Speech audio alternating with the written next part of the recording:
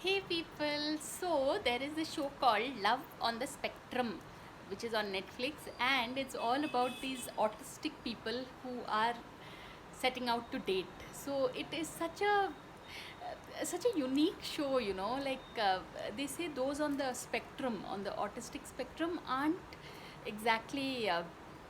They don't have like the Down syndrome, or it's not like they are actually completely challenged, mentally challenged, but instead they have developmental delays, and they aren't able to pick up non-verbal cues so easily. So their body language tends to be a little off.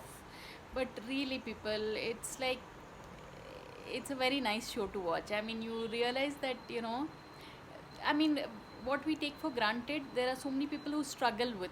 So it's a very eye-opening kind of show, and so try and catch it, people. It's called Love on the Spectrum, and it's on Netflix. So on that note, thanks for watching, and please subscribe.